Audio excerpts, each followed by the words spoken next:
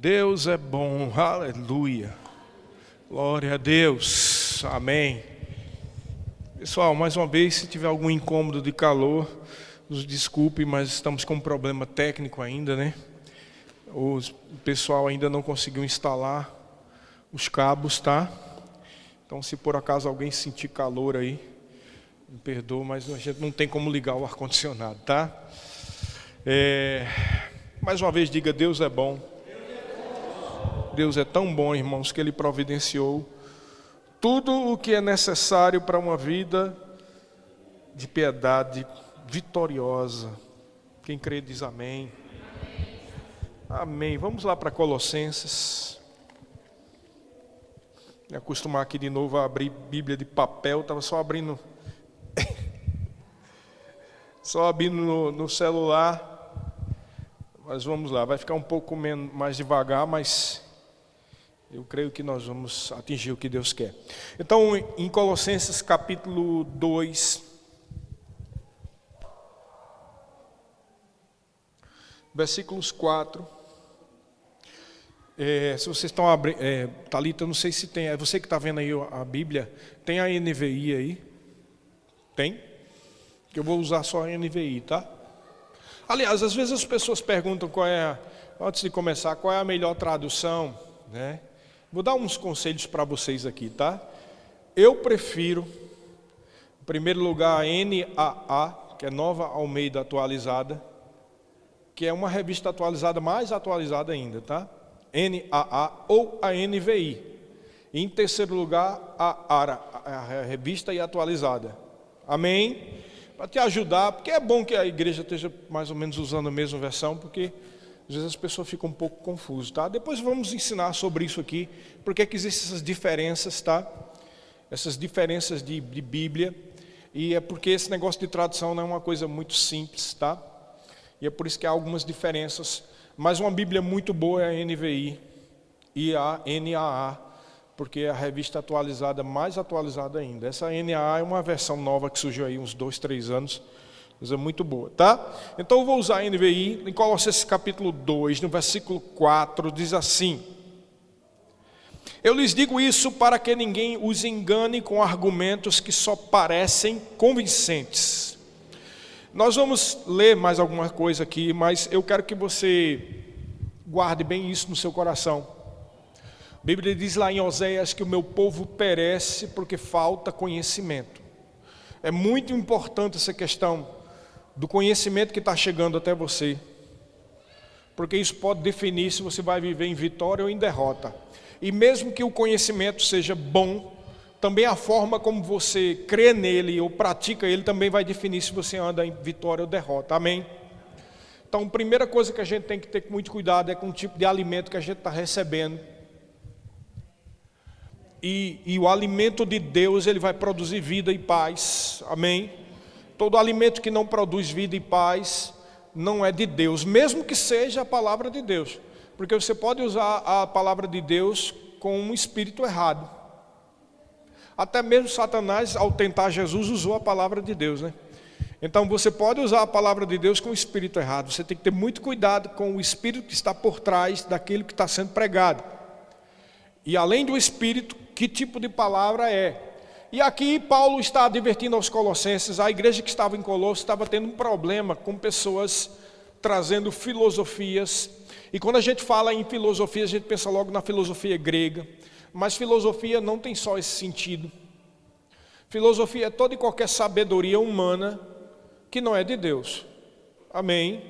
Por isso que às vezes nós usamos a palavra filosofia para outras coisas, como filosofia de vida, etc., né? Filosofia, o que é que a pessoa acha disso ou daquilo outro. Existe uma filosofia moderna, uma cosmovisão moderna, que corrompe também as pessoas. Acho que você já tem percebido a grande pressão que a igreja está sofrendo nesses últimos dias, não é verdade? E é muito assim incrível essa pressão, porque a gente vê claramente que não tem só a ver com essa questão política que nós estamos vivendo. É o mundo todo, é um negócio assim terrível, é diabólico, né? Você vê artistas e cantores internacionais servindo de garoto propaganda para essa pressão também. É um negócio geral e que só faz se cumprir a profecia de que nos últimos dias haveria uma apostasia, haveria uma pressão maior. E é mais importante a gente se apegar com a palavra. É por isso que eu fico tão triste com pessoas que ficam desviadas ou se enfraquecem na palavra, ou se afastam da igreja, achando que o que estão pensando que vão conseguir do mundo vai fazer alguma diferença na vida delas, mas vai trazer morte, infelizmente, né? E muitas pessoas são jovens, infelizmente, jovens, e a gente sabe, como nós somos jovens também, né? Nós já sabemos como é que é o filme, a gente já assistiu esse filme, não é verdade? A gente já sabe, né? Às vezes os jovens não gostam de ouvir isso, mas a verdade é que todo papai, mamãe, vovô e vovó já foi jovem, né? E a gente já sabe o que é, né? Muda só os atores, mas os filmes são os mesmos, né? Exatamente como você assistiu uma nova versão de um filme. É o mesmo filme, né? O mesmo filme, a mesma história, a mesma tentação. Será que eu não fui também universitário, né? Não li os filósofos? Eu não sei, eu sei de tudo isso aí, cara, né? E muitos aqui sabem, né? Desse envolvimento com filosofia, com sociologia. Tem pessoas que não estudam tanto ou não tiveram a oportunidade da universidade, mas tem envolvimento com as trevas, com a bebida, com as drogas e tudo mais. Então é um filme que sempre se repete, desde a época da igreja, do início da igreja. Só mudam os atores e o cenário, né? Porque o cenário fica mais moderno, fica digital agora, né? É feito em 3D e tal. Mas o filme é a mesma coisa, a mesma história, a mesma filosofia, sempre voltando e pautando-se para o homem, para a pessoa. Porque o foco de Satanás é tirar você da dependência de Deus, para você pensar que pode tudo sem Deus. Aliás, foi isso que Satanás fez. Foi por isso que ele caiu. Se você não sabia, fique sabendo que Satanás, que alguns chamavam de Lúcifer, mas na verdade isso não é um nome, isso é só um adjetivo, né? É um adjetivo que foi colocado na Bíblia latina, em latim, a Vulgata. Lúcifer significa príncipe da luz ou filho da luz, né? Porque a Bíblia nos mostra que Satanás era um querubim e que ele era cheio de luz, e daí o nome Lúcifer. Entendeu? Só que não é o nome dele, ele tinha outro nome, vários nomes ele tem, mas não é nome dele. Mas a Bíblia mostra que ele quis ser igual a Deus, ele quis viver independente de Deus, ou seja, não precisa de Deus. Porque Satanás começou a pensar que se ele se submete a Deus, ele se torna inferior a Deus, ele não precisa ser inferior a Deus. Então é o pecado da independência, e essa independência Satanás vem tentando fazer em todos os séculos. E aqui a igreja de Colossos estava sendo atormentada por isso. E no versículo 4 Paulo diz: eu lhes digo isso para que ninguém os engane com argumentos que só parecem convincentes. Parecem que são convincentes. E no caso aqui de Colossos, tinha a ver com as coisas de religiosidade. Neste caso em particular, tá? Tem a ver com a influência da lei, tem a ver com a influência dos judaizantes. Mas a religiosidade, querido, você precisa entender o que está por trás. A religiosidade não é só esse negócio de quantos votos você paga, quantas escadas você vai subir de joelho. Não, é o que está por trás. O que está por trás é: eu tenho que fazer alguma coisa para conseguir algo. Então, o que está por trás é a independência de você achar que fazendo as suas próprias obras você vai conseguir alguma coisa. Amém? Vocês estão entendendo? Isso envolve tudo, não é só judaísmo, envolve tudo. Misticismo, esoterismo, feitiçaria, cientificismo, sim, pessoas que são ateus e que são cientistas, eles se tornam místicos. Como assim? Não porque estão confiando em emoções, mas porque eles têm os seus dogmas, têm os seus livros e têm os seus gurus, e eles acham que fazendo aquilo eles vão conseguir algo, mesmo que seja independente de Deus. Então termina sendo o mesmo espírito, e o sentido é: você precisa fazer algo por você mesmo, porque Deus não vai fazer nada por você. Esse é o espírito que está por trás. Você tem que fazer algo porque Deus não vai fazer nada por você. E se a gente pode pôr um tema nessa pregação de hoje, é justamente o contrário. É que Deus já fez tudo. O tema para hoje é essa obra já foi consumada. Deus não vai fazer nada porque Ele já fez. Você não precisa fazer nada porque Ele já fez. A obra já foi consumada. E aqui havia esse tormento lá na igreja de Colossos. E aí você pula agora do versículo 4, você vai para o 6. E aí nós vamos ler um trecho grande. Presta atenção, do 6 ao 23. Portanto, assim como vocês receberam Cristo Jesus, o Senhor, continuem a viver nele, enraizados e edificados nele, firmados na fé, como foram ensinados, transbordando de gratidão. Geralmente a pessoa que não está em Cristo, ela é ingrata, reclamona. Pessoal, eu tenho um negócio de um processo que está rolando aí, do trabalho que eu trabalhei no Tribunal de Justiça, lá na Paraíba, e todos os funcionários estão com esse processo, é um processo grande, sabe? E aí, como esse negócio está rolando há muitos anos, e é muito valor que vai ser distribuído entre todo mundo, a coisa vem rolando há muitos anos. E eu estou dizendo isso para você entender o que eu vou dizer agora. Então eles fizeram uns grupos de WhatsApp para a gente ficar acompanhando. E me botaram nesse grupo, né? Mas eu não aguento ficar nesse grupo. Por quê? Porque esse povo todo, são centenas de pessoas, não param a tecla de tanto reclamar da vida.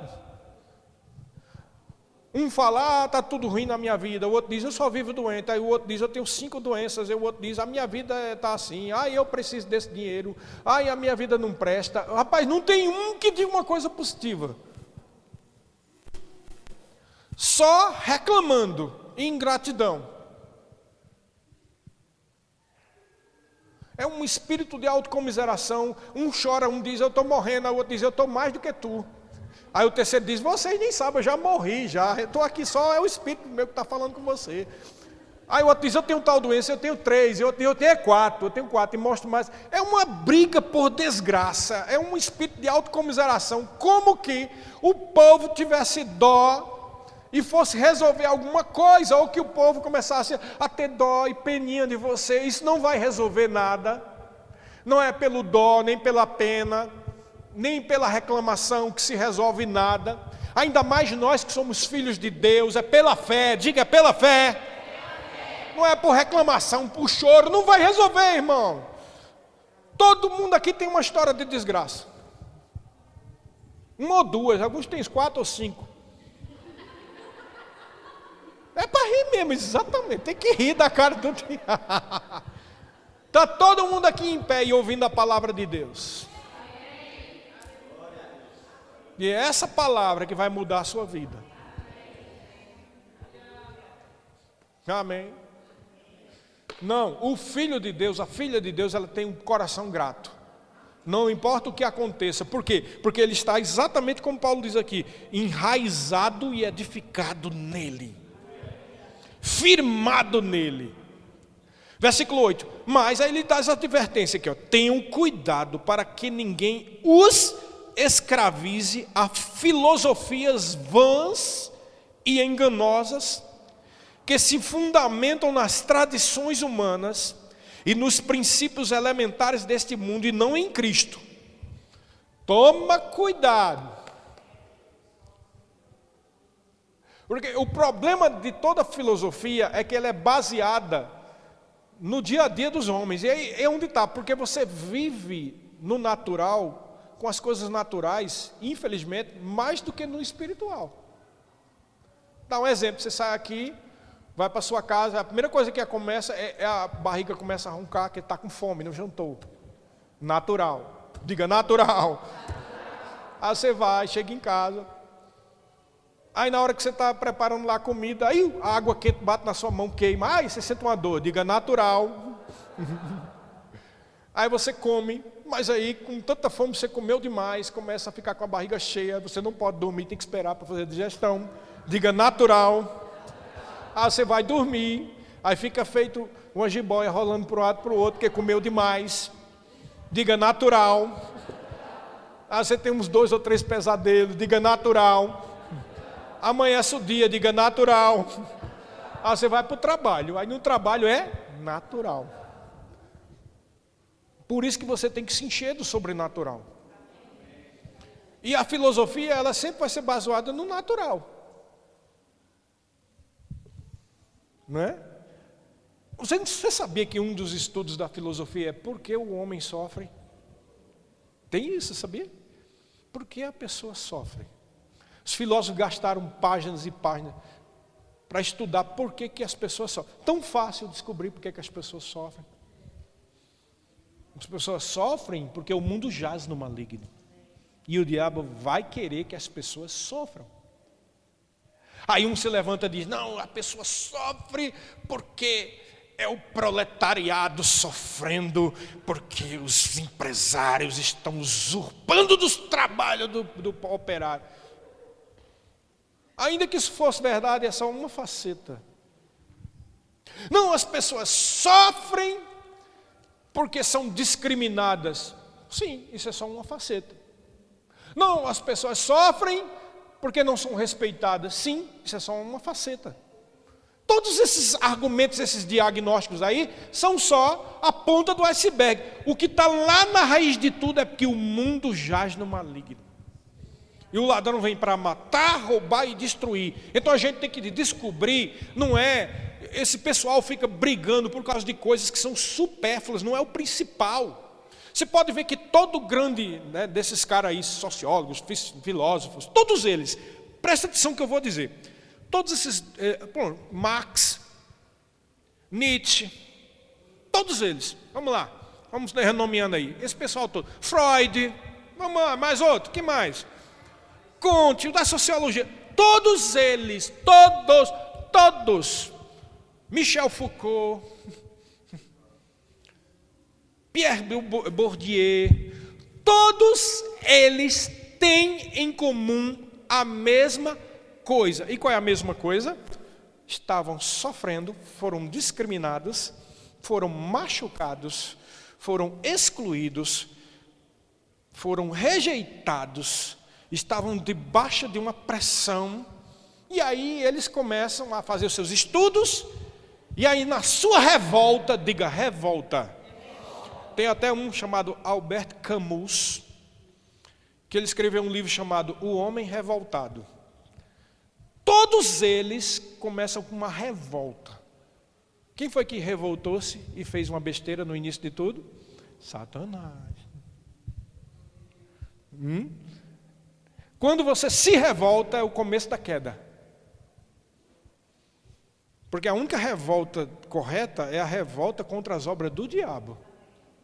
O problema desse pessoal é que focaliza no ser humano, focaliza no governo, focaliza no Edu, focaliza na Annelise, focaliza nas pessoas, focaliza na sociedade, focaliza em tudo e não focaliza na raiz de tudo, que é o diabo.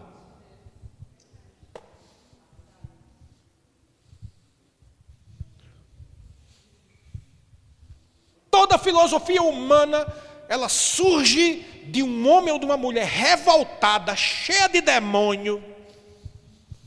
Nietzsche era um crente, quis ser pastor, se revoltou-se, se tornou ateu e terminou louco e cheio de demônio. E o espírito que estava em Nietzsche eram demônios. Assim como todos esses, Pierre Bourdieu, Michel Foucault, ele pregava promiscuidade. Morreu com AIDS. Ateu e com AIDS.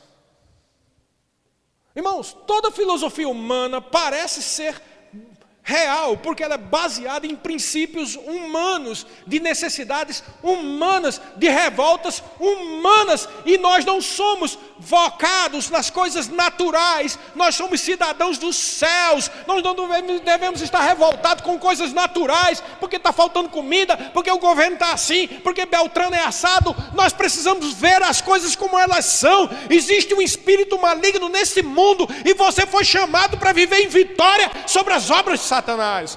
Veja as coisas como Deus vê. como Deus vê, irmãos. Essa é a sabedoria que vem de Deus, que não é a do mundo.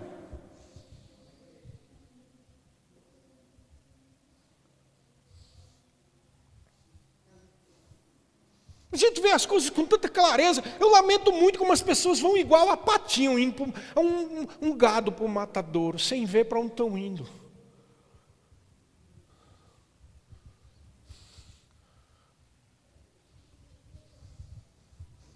Preste atenção, se você está em dúvida, procura ver a vida de todo esse pessoal aí, para você ver. Procura ver de onde eles vieram, de onde foi que surgiu as filosofias, a sociologia, tudo, Freud, tudo isso aí. Vai ver para você ver de onde foi que veio, de revolta. Muitos desses filósofos franceses, como Bourdieu, Albert Camus, eles eram argelinos que foram morar na França, chegou lá, foram discriminados, excluídos, e começam a usar a inteligência que Deus deu para ele, para louvar a Deus, e usam a inteligência deles para expor uma filosofia de revolta. E todos os revoltados, que são discriminados, se juntam a eles como se ele tivesse descoberto a verdade universal. E igual a patinho indo para a morte, ou gado indo para o matadouro, não vê o abismo em que estão caminhando. Tome cuidado, porque todas essas filosofias são humanas, irmãos. Vamos voltar lá. 2. Tenham cuidado, 8. Tenham cuidado para que ninguém os escravize. Diga escravidão. Existe uma escravidão nesses pontos de vista, que você fica, é difícil sair. Porque a pessoa se fecha. E não entende que está por trás é um espírito maligno que há no mundo. Porque a pessoa pensa que tudo é aqui, ó, é criado aqui. E quando você pensa que tudo é o resultado da mente, arrebentou, porque agora você não entendeu que Deus não se racionaliza, Deus é pela fé. O milagre não surge daqui, o milagre surge daqui. A cura não surge daqui, surge daqui. E quando a gente pensa que tudo é daqui, a gente já perdeu o acesso à cura e ao milagre.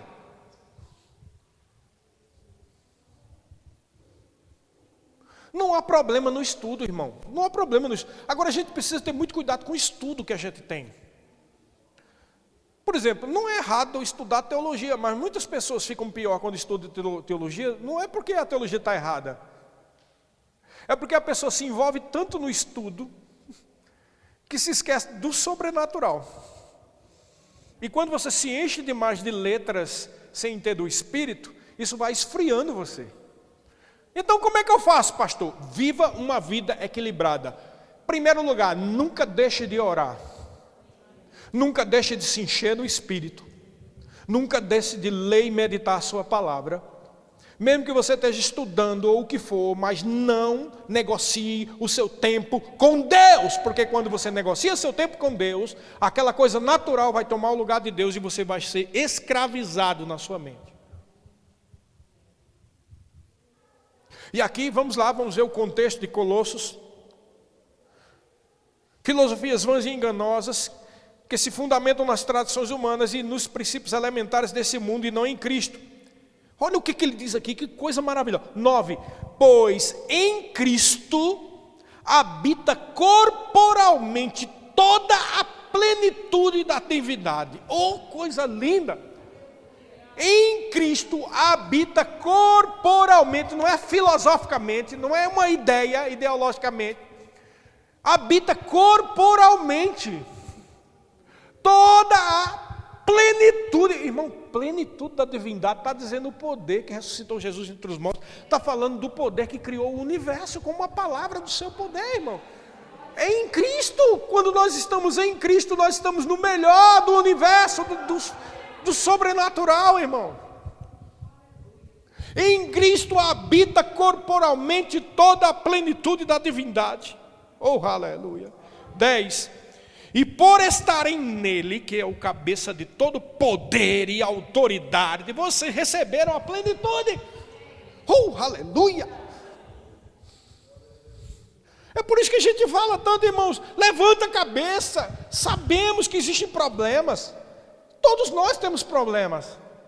Quem aqui nunca passou por problemas financeiros, problemas de saúde, problemas psicológicos, perseguição, difamação? Todo mundo já passou por, alguns mais, outros menos, mas todos passaram ou passam por isso. Em vez de a gente ficar lamentando os nossos problemas, precisamos exaltar a plenitude de Deus em Cristo Jesus. Ele está no nosso meio, Ele habita no meio de nós. Ele está no teu coração, Ele é o cabeça da igreja. Ele é o nosso Senhor. Estamos aqui reunidos por causa de Jesus, irmão. Não é por causa de uma placa de igreja. Não é por causa do projeto particular de qualquer um. Isso aqui é por causa de Jesus, irmão. Igreja existe por causa de Jesus. Ele é o Senhor da igreja. Ele é o autor e consumador da nossa fé. Ele é a plenitude de Deus. Mas a gente precisa tirar o foco dos problemas e colocar o foco no Senhor. O foco na palavra. O foco na plenitude de Deus que está em Cristo. Versículo 11. Nele também vocês foram circuncidados, não com uma circuncisão feita por mãos humanas, mas com a circuncisão feita por Cristo, que é o despojar do corpo da carne. Do que ele está falando? Quando você crucifica a sua carne, você está praticando a circuncisão que vem através de Cristo. Isso nos traz uma coisa muito interessante. Não só está falando de carne aqui, mas está falando de aliança. Quem realmente está em aliança com Deus, quem está em aliança com Deus aqui? Essa pessoa crucifica a sua carne.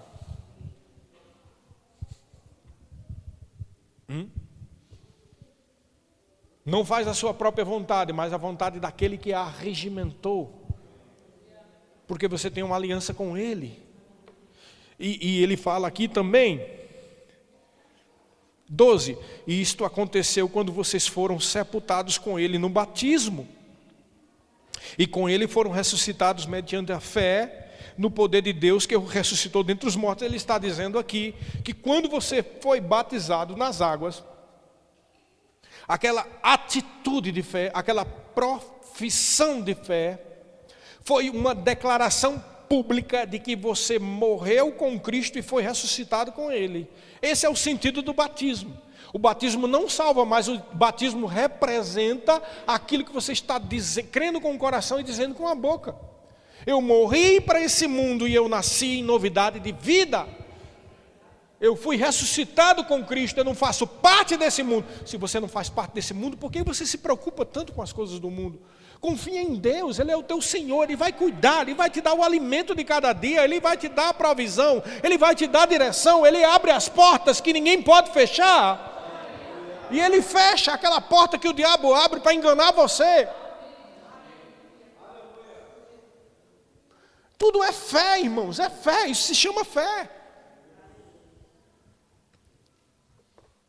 E ele diz mais aqui, 13, quando vocês estavam mortos em pecados e na incircuncisão da sua carne, Deus os vivificou com Cristo, Ele nos perdoou todas as transgressões e cancelou a escrita de dívida que consistia em ordenanças que nos era contrária. Ele a removeu pregando-a na cruz. E olha que versículo poderoso. E tendo despojado os poderes e as autoridades, fez deles um espetáculo público, triunfando sobre eles na cruz.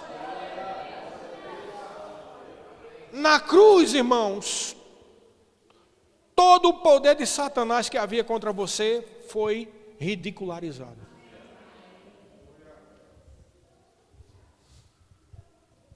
Você já prestou atenção como é a vida do cristão? O diabo traz uma coisa, aí você, meu Deus, meu Pai, me ajuda. Aí lá vem outra, aí depois vem outra, meu Senhor, misericórdia. Aí vem outra, aí você começa a pensar, meu Deus, onde tu estás? Como é, né? O que está acontecendo? E o diabo começa a rir. Estou conseguindo o que eu queria. O que o diabo quer é que você se sinta sozinho, sem Deus. O que o diabo quer é que você comece a murmurar e reclamar. Porque o diabo está, nesse caso, conseguindo que você não perceba que tudo é pela fé. E fé não tem nada a ver com lógica. Se fosse lógica, não era fé. A fé existe justamente porque a tribulação vem, o problema se levanta e você anda em fé e levanta a cabeça e diga: opa, Satanás, você não vai pisar em cima de mim. Eu é que piso em você. Isso é fé. Então, é por isso que o diabo bate tanto nessa palavra da fé. Quando você começa a estudar a história da igreja, você vai vendo, desculpa o termo, o fedor de Satanás entrando devagarzinho. Sabe? Você vai percebendo as nuances de Satanás, como ele é esperto. E como muitas pessoas, muitas vezes, lembra que a gente falou no começo, por causa da revolta, das suas frustrações. O diabo sempre vai usar a carne das pessoas que... Toma muito cuidado com a tua vida, porque o diabo vai usar quando você estiver revoltado, humilhado ou humilhada, excluído, esquecido. Esse não é o momento, muitas vezes é o momento em que o diabo age. Porque o que ele estava programando era justamente isso. Então, o que é que o cristão deve fazer quando estiver sendo humilhado, esquecido, maltratado? Esse é o momento de você continuar louvando e adorando a Deus e confessando a palavra. Quando você está fraco, é que você está forte. Foi o que Paulo disse. A voz falou com ele e o Senhor Jesus disse: a minha graça te basta, porque o meu poder se estabelece nas tuas fraquezas. Aí Paulo diz: pois então eu vou me alegrar, porque quando eu estou fraco, aí é que eu estou forte. Paulo entendeu o recado, entendeu? Muitas pessoas ficam reclamando da vida. Eu não tive sorte. Querido, não é só você. São milhões de pessoas que não tiveram sorte. Milhões, irmão. Milhões de pessoas que não nasceram em berço de ouro. Milhões e milhões, irmão. Quantas pessoas sofrem no mundo? Eu fico pensando, aquelas pessoas que nasceram em países miseráveis. Você já parou para pensar? As criancinhas na Etiópia, na África. Você já parou para pensar? Crianças que nascem lá na Ásia, Camboja, aquele meio de mundo, no meio da lama, da sujeira. Não tem chance nenhuma. São milhões de pessoas que não têm chance nenhuma na vida, irmão. Todos eles sofrendo porque Satanás é o príncipe desse mundo. Você tem que se levantar em fé e não permitir que o diabo consiga vitória sobre você. Porque quando começa a revolta e a tristeza e a sensação que está sozinho e que nada funciona na sua vida, o diabo começa a dar risada, porque está começando a conquistar a tua mente.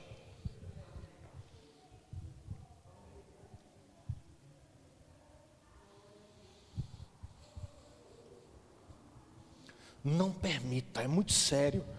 O futuro da sua vida depende disso. Não permita. Diga: eu não vou permitir. Essa é a revolta certa. E não é aquela revolta que Alberto Camus e esse monte de gente perturbada por demônio que já morreram, muitos deles foram para o inferno, revoltaram, deixaram seus escritos aí e não resolveram nada, e não resolve, porque isso não é um espírito correto. Não discernir o que estava por trás. Nietzsche morreu louco, não foi porque Deus castigou, não, foi porque ele se envolveu e se abraçou com os demônios.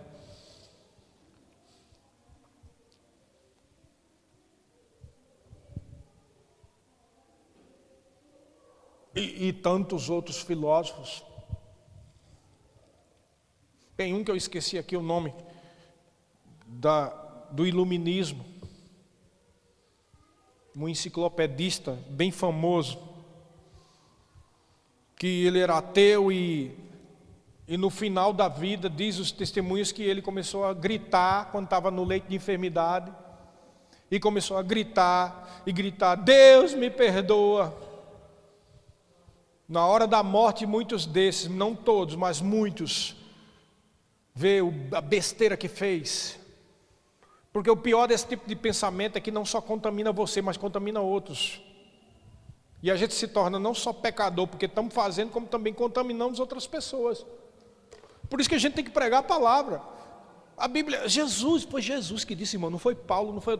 Jesus disse, de toda palavra frívola que sai da boca, o homem vai prestar conta. Isso é muito sério. Isso significa que se a gente reclama, nós vamos prestar conta. Se a gente fala mal dos outros, a gente vai prestar conta. Se a gente prega sutilezas do mundo e não a palavra, nós vamos prestar conta. Isso é muito sério. Então a gente deve abrir a boca só para dizer a palavra de Deus, só para pregar o que está na palavra, porque isso não só gera vida em nós, como gera vida nos outros. Essa é a melhor semente que nós podemos semear. É a palavra de Deus. Ela é viva, é eficaz, ela é eterna. E aí no 16, olha o que ele continua dizendo. Olha que palavra maravilhosa. Portanto, não permitam que ninguém os julgue pelo que vocês comem ou bebem, ou com relação a alguma festividade religiosa, ou a celebração das luas novas, ou dos dias de sábado. Essas coisas são sombras do que haveria de vir, a realidade, porém, encontra-se em Cristo. Ele está dizendo aqui, ninguém tem direito de julgar você porque não guarda sábado, porque come carne de porco. Ele está falando no aspecto do judeu, mas isso vale para tudo. Ninguém pode julgar você porque você não ora tantas vezes, ou porque você não jejuou. Ninguém pode julgar você, porque a verdade está em Cristo, não é naquilo que a gente está tentando fazer. Não é o que você faz, diga, não é o que eu faço. Diga, é o que Cristo já fez. Ninguém pode julgar você, irmãos. É uma questão de fé entre você e o Senhor.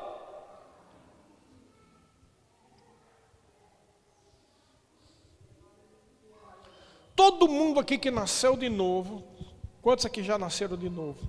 Tem Jesus como Senhor da sua vida. Todo mundo aqui sabe que isso é uma coisa particular entre você e Deus. Nem papai, nem mamãe, nem marido, nem esposa, nem filhinho, ninguém dá conta daquilo que é entre você e Deus.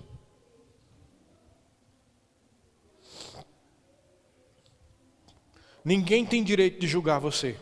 E quando eu estou falando de julgar, estou falando de coisas que não são de Cristo. Mas também a gente não pode ir para o outro lado. Tem gente que vive no pecado, e quando você chega para ele e diz, rapaz, tu está em pecado, cara, eu estou vindo aqui para te ajudar. Não me julgue. Ué, peraí, calma. Como não julgar? Você tá aí, na farra aí no meio do mundo. Tenho que julgar? Não tenho que julgar, já está claro aí, né? Será que eu estou inventando? É fake news o que eu estou dizendo de você aqui? Eu estou olhando para você que você está aqui na prostituição, isso é... Não, eu não estou julgando você, eu só estou dizendo o que a palavra de Deus diz. E o que a palavra de Deus diz é que isso não vai fazer bem para você, e que demônios vão vir. Não, isso é você que está dizendo. Não, eu estou dizendo o que a Bíblia diz. Como disse o Senhor Jesus, não sou eu que julgo, é a palavra que eu prego. Existe uma diferença entre o pecado deliberado e sendo exposto, e uma suposição de algo religioso que eu estou julgando os outros. É outra coisa totalmente diferente, amém? Porque tem gente que tem esse negócio, né? Vive na prostituição, e quando você vai falar disso, você está me julgando. Como estou lhe julgando? Está claro. Você acha que Deus aprova isso? Na Bíblia diz claramente que viver em prostituição é pecado, e que o salário do pecado é a morte. Então isso não é julgamento, isso é muito claro. Aí o que ele diz mais? Estas coisas são sombras do que haveria de vir. A realidade, porém, encontra-se em Cristo. Não permitam que ninguém tenha prazer numa falsa humildade na adoração de anjos, os impeça de alcançar o prêmio. Tal pessoa conta detalhadamente suas visões, e sua mente carnal a torna orgulhosa. Trata-se de alguém que não está unido à cabeça, a partir da qual todo o corpo sustentado e unido por seus ligamentos e juntas efetua o crescimento dado por Deus. O que Paulo está querendo dizer aqui é, ninguém tem direito de julgar e manipular e dominar a sua vida. Amém. Tem gente que diz, não, mas eu tive uma revelação a seu respeito, não faça isso, não faça aquilo. Pois guarde para você. O quê? Não está me considerando como homem ou como mulher de Deus? Deus não falou nada comigo, então guarde. Se é de Deus, Deus vai revelar. Amém? Mas tem gente que fica igual a piolho, indo pela cabeça dos outros. Um diz, eu tive um sonho com você. E o que é que era o sonho? Não, eu sonhei que você era para ser aviador.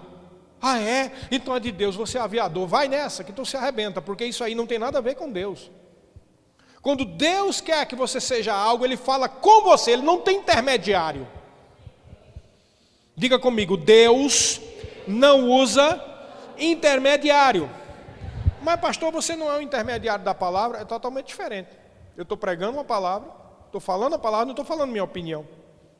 Agora, seria errado se eu chegasse e dissesse, você sabia que eu sonhei com você, Edu? E no sonho, você ia, como uma cidade aqui do interior, vamos lá, Guarapuá, você ia abrir uma obra em Guarapuava, vamos trabalhar nisso? Ué, eu sonho que Edu vai para Guarapuava. Deus tinha que falar com ele, é um negócio da vida dele, não é comigo. Amém? Isso é manipulação, irmão, isso é diabólico. Mesmo que eu sonhe que seja uma verdade, eu não posso falar e usar isso para dominar a vida do Edu. Vocês estão entendendo? Então o que eles estão dizendo aqui é que havia uma classe de pessoas que estavam usando isso, de visão, de anjo, não sei o quê, para dizer, ó, vocês estão errados nisso, vocês estão errados naquilo, você tem que fazer isso, você tem que fazer isso. E ele está dizendo, essa pessoa não está ligada a Cristo, porque Cristo que é a verdade não age assim. Amém? 18, não permita que ninguém, e na adoração de anjos, os impeça de alcançar o prêmio.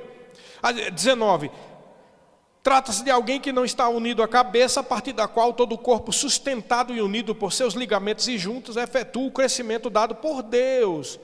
Já que vocês morreram com Cristo para os princípios elementares deste mundo, porque como se ainda pertencessem a Ele, vocês se submetem a regras. Não manuseie isso, não prove aquilo, não toque nisso. Todas essas coisas estão destinadas a perecer pelo uso, porque se baseiam em mandamentos e ensinos humanos.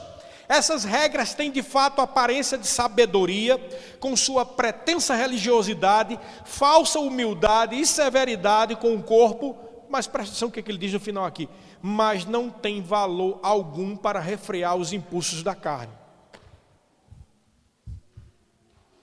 Não muda nada do que precisa ser mudado. O que vai mudar em você é quando algo se processa no seu interior. Amém? É por isso que igrejas muito religiosas, as pessoas, qualquer coisa que se desvia fica pior do que antes. Já prestou atenção? A pessoa está lá. É ministro, está lá com terno, e oh, glória a Deus. Daqui a pouco o cara se desvia, está na bebedeira, chamando palavrão, e você olha assim, meu Deus do céu, parece que nunca nasceu de novo. Porque religião não muda ninguém, irmãos. O que muda é algo que se processa dentro do coração da pessoa. Isso é que muda. Quando você nasceu de fato, de novo, você foi crucificado com Cristo e foi ressuscitado com Cristo, você não troca a sua vida por nada no mundo.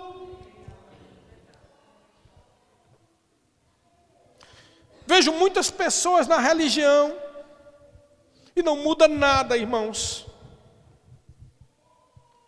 Em Romanos 8, vamos lá, Romanos 8.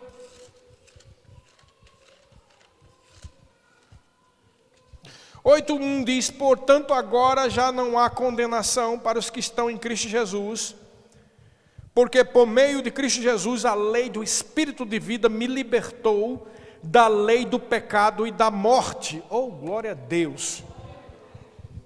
Diga, em Cristo eu fui liberto. Em Cristo eu fui liberto.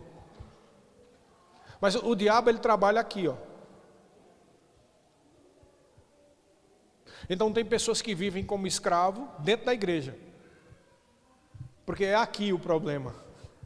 Em Cristo foi liberto, mas na mente está corrompido. E nós vivemos num mundo onde tua mente está sendo bombardeada constantemente. Você tem que fazer um esforço. Por isso que é tão prejudicial ficar o tempo todo só no celular. Ali você está exposto ao espírito que há no mundo. Não, pastor, mas lá tem palavra também. Tem, mas muitas vezes você é bombardeado por todo tipo de coisa. Ali é igual um tiro de espingarda, é chumbinho para todo lado. Às vezes o chumbinho daquele é de Deus, mas tem uns 4 ou 5 que é do diabo. E vem para todo lado. E você, em vez de estar focalizado em Deus, na palavra, na oração, na revelação do Senhor, você abre seu coração e seu espírito e sua mente para aquele monte de coisa. E é por isso que você vive desanimado. Eu te digo, se você estiver sendo humilhado, a internet vai fazer você se sentir mais humilhado ainda. Já prestou atenção nisso? É pior, ainda mais com esses algoritmos que tem aí. Se você abrir a sua boca para dizer alguma besteira de reclamação, o algoritmo vai aproveitar para detonar a tua vida. Se você abrir a boca perto do celular e dizer, ixi, eu estou tão cansado da minha vida, aí começa um monte de algoritmo. Você que está com doença disso, doença daquilo, faça tal curso, faça não sei o que, começa, né? Fica aparecendo no Instagram, no Facebook, quem já teve essa experiência aqui sabe. Existe um algoritmo, o que você fala, ele está ouvindo aqui. Inclusive, tudo que eu prego aqui sai também, algumas coisas saem depois, né? Então, o espírito que há no mundo, ele está usando muito a internet. A gente tem que focalizar nas coisas do Senhor. Então, nós lemos o versículo 1 e 2, agora vai para aí do 8, Romanos 8, do 5 ao 8. Eu gosto dessa versão da NVI. Esse texto aqui, esse texto do 5, Romanos 8, do 5 ao 8, é muito boa essa tradução, porque diz assim, ó, quem vive segundo a carne, 5, quem vive segundo a carne, olha o que ele diz aqui, tem a mente voltada para o que a carne deseja. E a tradução está corretíssima. Diga, mente voltada. Algumas versões de você devem ser a inclinação da carne, mas não é boa essa tradução. A tradução correta é tem a mente voltada, é uma coisa na mente.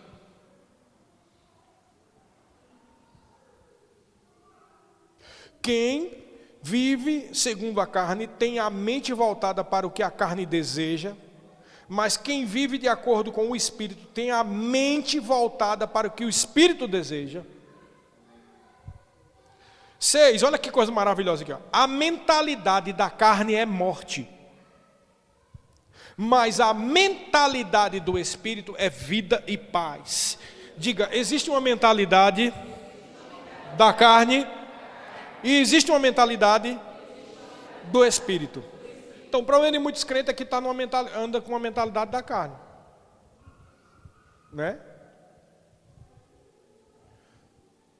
De vez em quando você escuta umas histórias. Rapaz, eu ouvi dizer que a igreja ali acabou. Acabou a igreja? O que foi que aconteceu? Não, foi um problema que teve lá, um escândalo, ou uma coisa. Aí quando você vai ver, uma mentalidade da carne que fez aquilo.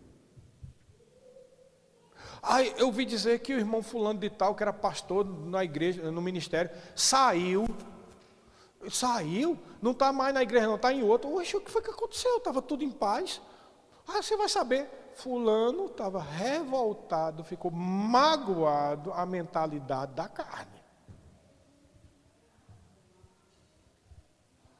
Porque ninguém vem me dizer, por mais justo que seja, que qualquer um desses argumentos não são carnais. Só você fazer a seguinte pergunta, vai matar a história na hora. Se Jesus estivesse naquela igreja, tivesse passado pela mesma coisa, o que é que Jesus faria? Pronto, acaba os argumentos de todo mundo.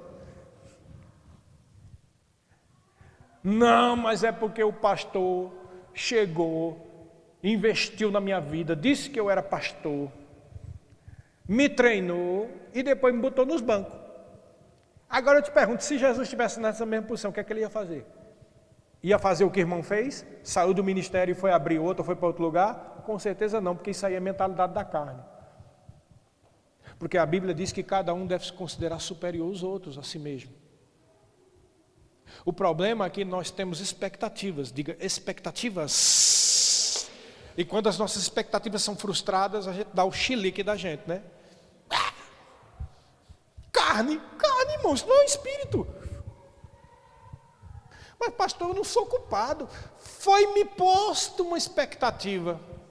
E eu foquei todo o meu futuro em cima daquela expectativa. Irmão, presta atenção. Toda expectativa que alguém levantar sobre você, vamos supor, vamos dar um exemplo aqui sobre pastor, né? Ou liderança. Alguém chegou para você e disse que você ia ser professor do Rema, ou ia ser pastor, alguma coisa desse tipo. Primeira coisa que você tem que guardar é colocar no seu coração para ver se isso é de Deus, se foi Deus que está falando aquilo. Se foi Deus, mesmo que aquele líder chegue e diga, não, você vai ficar nos bancos, ninguém impede o que Deus quer. Agora, se você está impedido, é porque nunca foi Deus, foi uma coisa que botaram na sua cabeça e você carnalmente ficou magoado.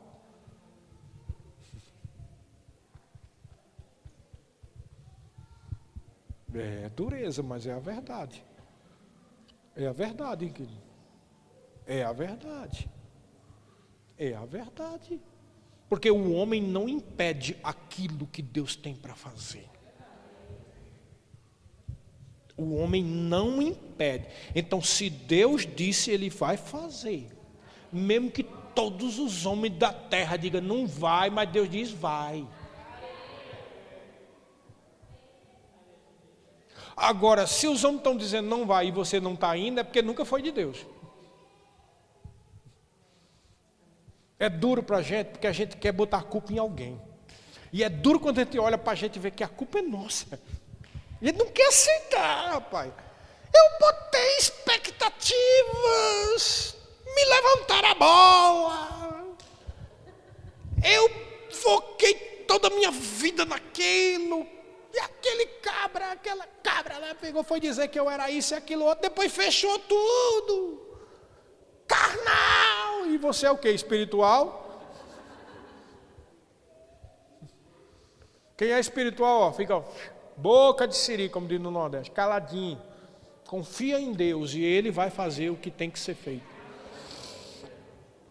Esse Salmo 37 diz isso. Não se irrite por causa das pessoas. Vamos lá para o Salmo 37? Não estava no script aqui não, mas vamos para o Salmo 37. Deus está falando, quem crê? Queridos, deixa eu dizer uma coisa para você. Para mim isso foi muito ensino também na minha vida. Eu também já passei por isso, fiquei revoltado porque as pessoas me impediram. Do mesmo jeitinho, já fui vítima disso aí e culpado também.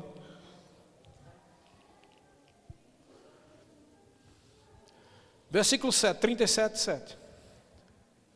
Descanse no Senhor e aguarde por Ele com paciência. Não se aborreça com o sucesso dos outros. Eita, pegou na ferida e fez assim, espremeu. Saiu tudo que tinha lá dentro. A dor é grande. Quem já teve furúnculo aqui sabe como é que é, né? Tem hora que o pessoal diz, tem um núcleo lá, tem que sair. Eita, que dor. Lá no Nordeste diz carnegão. Você aperta que chega a lágrima desce, mas tem que tirar aquilo, porque se não tirar aquilo, nasce de novo. Dói, olha o que. Eita, e aqui é como diz no Nordeste, é o carnegão. É o núcleo aqui. Não se aborreça com o sucesso dos outros. Aí ele diz o outro lado também, nem com aqueles que maquinam o mal. Evite a ira, rejeite a fúria. Não se irrite, isso só leva ao mal. Não resolve. Irmão, está aqui, ó. Eu estou pensando que eu já fui injustiçado, não? E já tive raiva, viu, meu amigo? Tive vontade de chutar o pau da barraca. Tive vontade. E quando a gente vai atrás para saber, mentira, difamação. Aí é que dá raiva mesmo. Porque se ao menos a gente tivesse errado, quando você está errado e os outros julgam você, você já fica irritado. Agora, quando você não está errado, aí é pior ainda. Aí é que dá vontade de dizer, sair, botar até uma matéria na TV Globo, em tudo quanto é lugar. Esse povo é isso e aquilo outro, na verdade dá. Mas o que é que ele diz aqui? Só leva ao mal. Não resolve. Porque Deus é o teu Senhor.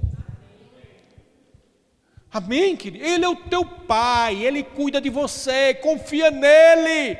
Quando tudo parece que está fechado, é aí que Deus age, mas você precisa crer.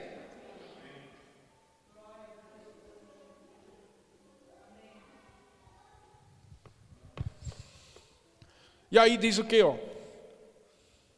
Pois os maus serão eliminados, mas os que esperam no Senhor receberão a terra por herança. Sabe o que ele está querendo dizer aqui? Ó? Irmãos, não se preocupe, vai chegar um milênio onde todos os que nasceram de novo, de verdade, e têm uma aliança com Deus, vão reinar com Cristo aqui nessa terra. Mas as pessoas que semeiam o mal vão colher o fruto do mal. Deixa eles quietos. Um pouco de tempo e os ímpios não mais existirão. Por mais que você os procure, não os encontrarão. Mas os humildes, não é os raivosos não, os humildes receberão a terra por herança e desfrutarão de pleno bem-estar.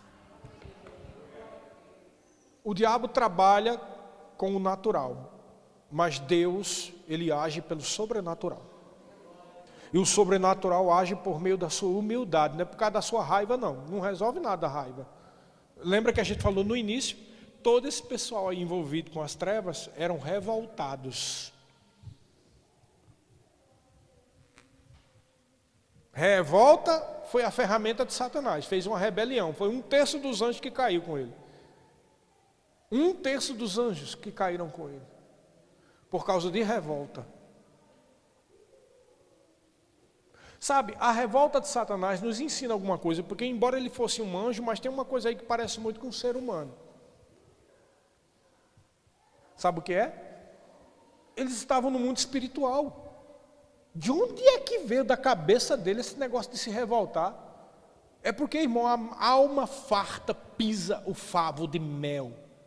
Pessoas procuram ver coisas que não existem, só por causa das suas insatisfações. Nada está bom,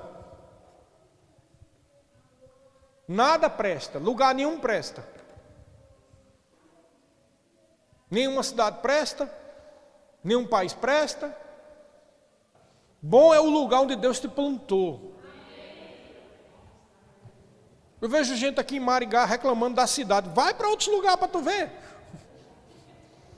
Vocês não viram a quantidade de placa que tem aí que começa com a letra D, E e F não? Quase 1/3 dos carros de Maringá é placa D, sabe de onde é? Tudo gente de São Paulo, que estão fugindo de São Paulo para morar aqui. Vai morar nesses cantos para tu ver como é bom. É porque a alma farta pisa o favo de mel. As pessoas têm um negócio de estar achando tudo ruim, irmãos. Você é filho de Deus, você deve ser o contrário disso. Você deve ser aquele que, muito pelo contrário, se você estivesse num lugar ruim, era para você estar com um sorriso na boca, crendo no poder de Deus, porque o teu favor vem de Deus. A tua provisão não vem da conta bancária não, vem do Senhor, irmão. Teu socorro vem de Deus, não importa do lugar onde você está. É muita carnalidade ficar preocupado por causa de um lugar, por causa de outro. É uma inquietação, é uma agonia, é um espírito de inquietação. É exatamente como aquele endemoniado do Alberto Camus disse, o homem revoltado. Todos esses perturbados aí eram revoltados. Todo espírito de revolta vai trazer carnalidade, e trazendo carnalidade vai ter pecado, e tendo pecado tem coisa ruim, tem demônio. A Bíblia até diz que onde há confusão e divisão, ou seja, revolta, há todo espírito de coisa ruim, todo tipo de demônio. Mas os filhos de Deus não foram chamados para estar revoltados. A única revolta que é justa é a revolta contra o mal. É igual a tristeza, a única tristeza segundo Deus é que opera arrependimento. Não é bom você ficar triste toda hora, assim como não é bom ficar revoltado. Você só se revolta daquele engano que o diabo está fazendo você caminhar. Amém? Oh, aleluia, Deus é bom. Diga, Deus é bom. É por isso que é bom, você não está dizendo Deus é bom, porque o diabo quer que você diga, ih, Deus esqueceu de mim. Não, você tem que dizer, Deus é bom. Deus não esqueceu de você. Viu? Deus não esqueceu de você. Mas você precisa estar sensível. Porque de vez em quando o diabo vem com essas besteiras para mim, né? Deus esqueceu de você. Você é um esquecido. E aí ele começa a mostrar um monte de coisa. Aí eu fico com o meu coração sensível ao Senhor. E aí eu começo a perceber Deus falando o contrário. Mas você tem que perceber no seu coração. É aquele versículo que você lê. É aquela palavra que você recebe. É aquela direção. Deus está me guiando para ler aquele livro. E aí você vai ver, Deus está falando, Ele não esqueceu de você. Mas você pode ficar pensando assim, né? Pode vir, precisa dessa burocracia toda de Deus. Ele não podia sair uma voz do céu e dizer, meu filho amado, né?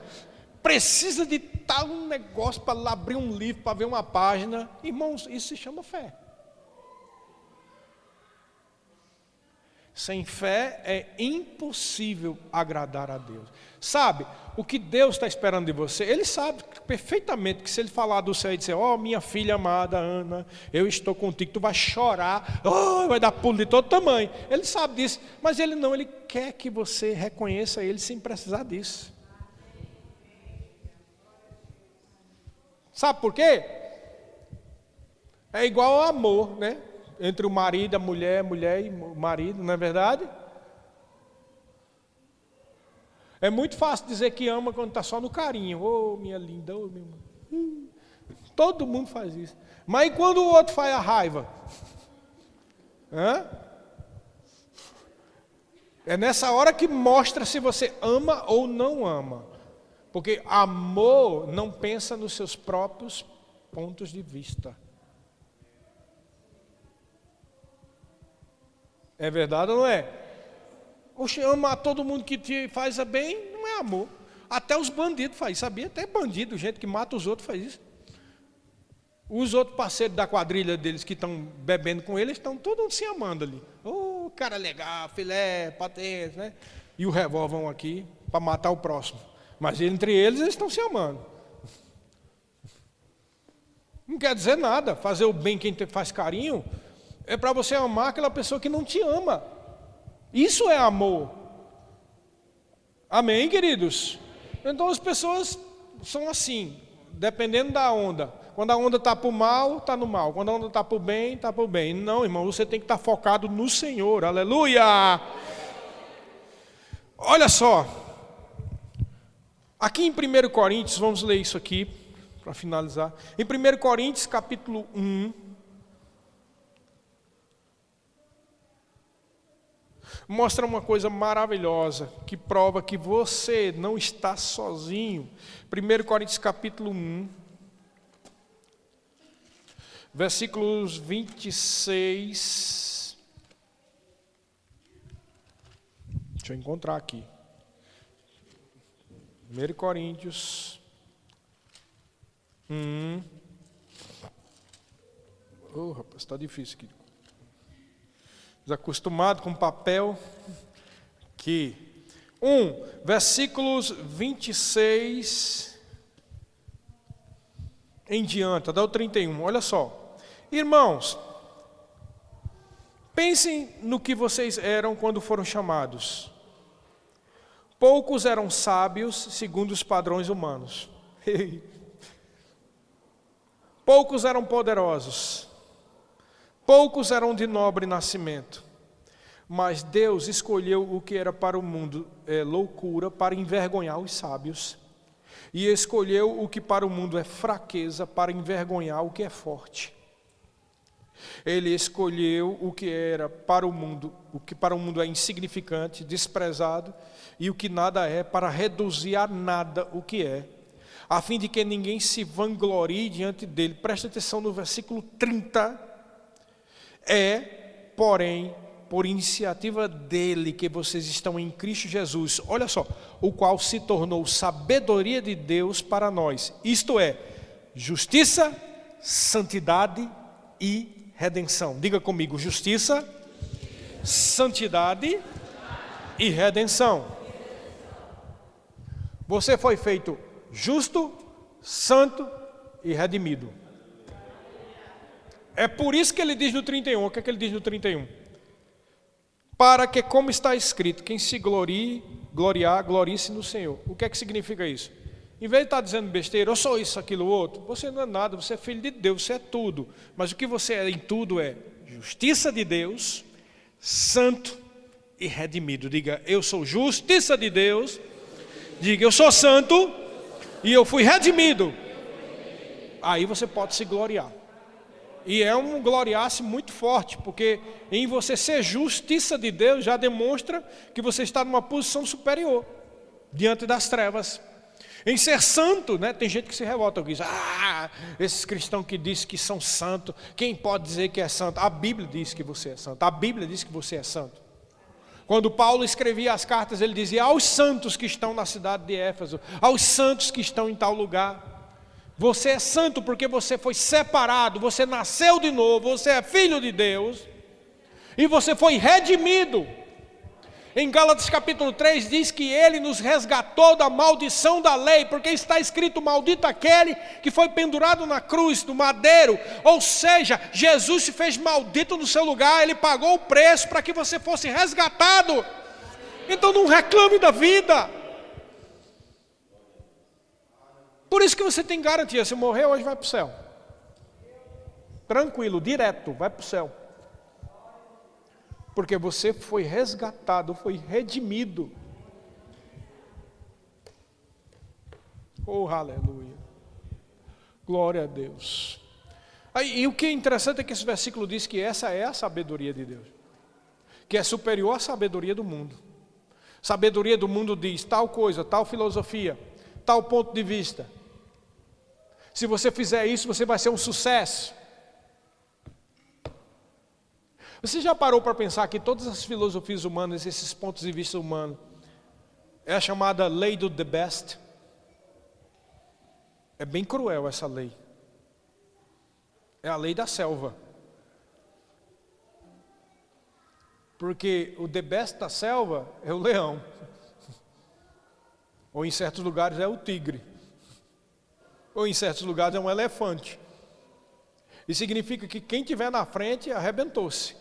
Porque essa é a lei da selva. Quem estiver na frente morreu. Então é muito cruel essa lei porque no mundo. Porque significa que se tem alguém que está vencendo, existe um monte de derrotado. E aí você se sente péssimo.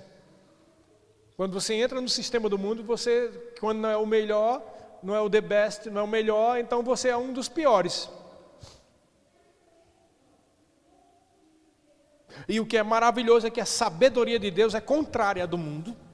A sabedoria de Deus é, glorie-se nisso, você é justiça de Deus, você é santo e você foi redimido, tá? Isso é melhor do que qualquer sucesso natural. De que adianta um homem ganhar o mundo inteiro e perder a sua vida?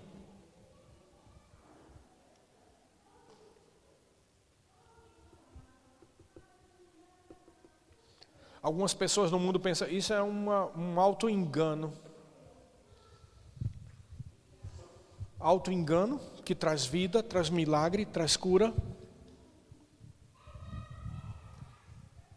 Não é auto-engano, é a sabedoria de Deus. Aqui na Bíblia Sagrada está dizendo que é a sabedoria de Deus. É, porém, por iniciativa dele que vocês estão em Cristo Jesus, o qual se tornou sabedoria de Deus para nós, isto é, justiça, santidade e redenção. Essa é a sabedoria que Deus deu para você. Você precisa tomar ciência de que você é a justiça de Deus, você foi justificado pelo sangue de Jesus. Que você é santo, você foi separado. Então o maligno não pode tocar você, porque você foi separado. E você foi redimido. E nós sabemos, pelo ensino nessa área, que nós ensinamos, que ser redimido é redimido de quê? Da maldição da lei. Que consistia em miséria, morte espiritual e enfermidade. Então olha como o diabo é ruim. Ele fica o tempo todo dizendo a você que você é esquecido, que você é miserável, que você não tem sorte na vida. E às vezes vem enfermidade, né? O diabo gosta de atacar com enfermidade. E aí você pode, mas cadê Deus numa hora dessa? Irmãos, Deus está contigo, mas você precisa crer no que Ele diz e não no que o diabo diz. Porque o diabo vai agir pelo natural. Está aqui comigo, vocês estão entendendo? Esse é o chamado bom combate da fé. Não baixe a cabeça. Não baixe a cabeça. Todos os dias o diabo pode chegar para você e dizer isso, que você vai morrer, que você não consegue isso, que você não consegue aquilo, que você é esquecida, que você não vale nada, e você tem que dizer nada disso. Eu sou sim importante, eu sou justiça de Deus, eu sou santa de Deus, eu fui redimido, eu sou filho de Deus, eu sou abençoado. Mas tem que sair da sua boca. Para com isso de estar com essa autocomiseração que não resolve nada.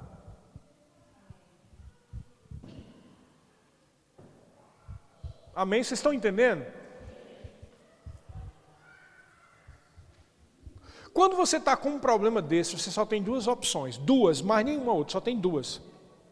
Aliás, duas não, três. Três opções. Quando você está com um problema sério. Opção 1, se entregar mesmo de vez e morrer, viver em depressão e acabar-se. A opção 2. Na opção 2 é mudar, mas você pode mudar pela carne, o que termina entrando nessa questão dos revoltados aí que eu falei, e aí você se torna um ateu, morto espiritualmente, vai para o inferno, mas está com sucesso na vida, né? Grande vantagem. Tem uma fábrica, tem uma fazenda, tem tudo, tem livro escrito, mas vai direitinho para o inferno. Sucesso bom, né? Ganhou o mundo inteiro e perdeu a vida. Ou você vai pelo caminho de Deus. E o caminho de Deus é crer, confessar. Amém. Só existem três opções. Ou a pessoa se entrega de vez e morre, ou toma a opção de Satanás, de Lúcifer, ou a opção de Cristo. Então está muito claro para a gente, né? Deus não quer que você se entregue e morra. E também não quer que você se volte para Satanás. Então nós só temos uma opção. E é a opção de vida. É a opção de paz. É a opção de vitória. É a opção da unção de Deus. É a opção da palavra. É a opção da fé. É a opção de Cristo. Onde está todos os tesouros escondidos, como diz a Bíblia. A sabedoria de Deus é em Cristo Jesus. É nele que habita corporalmente a plenitude da divindade, como nós lemos aqui. Essa é a opção, é Cristo, irmãos. É Jesus, é a palavra, é ficar com o que está escrito. Não negocie o que está escrito na palavra. Não negocie a verdade do Evangelho. Não negocie aquilo que pode te trazer vida. É a sua única opção. E por não negociar, eu advirto, eu dou um conselho bom para você. Mais um. Sabe, a forma de nós vencermos nesse bom combate da fé é tomarmos essa atitude que nós descrevemos aqui, que está descrito na Bíblia em Romanos capítulo 8, a mentalidade do Espírito. Então, o que significa a mentalidade do Espírito? Significa meditar na palavra, confessar a palavra, significa orar, significa vir aos cultos. Porque eu te garanto que se você estivesse em casa agora assistindo televisão, se você estivesse em casa agora assistindo televisão, o que está passando agora na televisão? Sei lá, jogo de futebol, filme, programa. Não assiste filme não, vou para a internet. O que é que você encontra na internet? Estava conversando com os amigos. Tá bom, amanhã é segunda, começa uma nova semana. O que você está colocando no bom depósito do seu coração? Veja que o que você ouviu aqui são palavras de vida. Essa é a chamada mentalidade do Espírito, que traz vida e paz. Amém? Que traz resposta para quando o problema vier.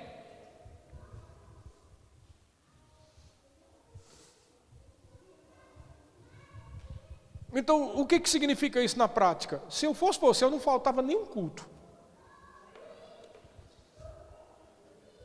Não tem nada a ver comigo, não. Tem a ver com você. Se eu fosse você, não parava de meditar na palavra de dia e de noite. Se eu fosse você, lia bons livros. Se eu fosse você, lia a palavra de Deus. Se eu fosse você, vivia orando em todo o tempo, no Espírito. Se eu fosse você, andaria na mentalidade do Espírito que vai produzir vida e paz. Se eu fosse você, porque é isso que eu faço. E eu estou em pé por causa disso. Amém? É isso aí, querido. Você podia ficar em pé por um momento. Oh, glória a Deus. Eu quero fazer uma oração por você. Feche os teus olhos. Levanta as tuas mãos. Senhor querido, nós te amamos. Está aqui o teu povo, Senhor Jesus. Foi dada a tua palavra. Nós cremos que a tua palavra é viva e eficaz. E ela, diante dela, os pensamentos e os propósitos do coração são expostos. Pai, eu oro que o teu Santo Espírito venha, traga lembrança de cada uma dessas palavras no coração dos meus irmãos, Pai. Eu declaro sobre a vida deles, vida, paz, prosperidade, Pai. Que a mentalidade do Espírito seja implantada nesses corações e nessas mentes. Que eles decidam viver uma vida de vitória. Em nome de Jesus Cristo, que todo engano caia por terra. Que a sabedoria que vem de Deus, que é a consciência de ser justiça de Deus, que é a consciência de santidade, que é a consciência de ser redimido, seja implantado, carimbado, marcado no coração de cada um, de maneiras que eles vivam em temor, que eles vivam em santidade, que eles vivam cheios de fé. Eu declaro sobre este povo, eu declaro sobre toda pessoa que veio aqui nessa noite, que nunca mais sejam os mesmos que eles já eram assim, mas uma medida maior de fé, uma medida maior de unção, uma medida maior de responsabilidade, uma medida maior de santidade, uma medida maior de consciência de justiça, uma medida maior de consciência de redenção, a revelação de ser redimido, a revelação de ser justiça de Deus, a revelação da santidade que tem a ver com a aliança que nós temos contigo. Que seja impressa no coração de cada um, Pai. Em nome de Jesus, nós cremos nisso, nós concordamos, em nome de Jesus. Amém, queridos? Podem sentar.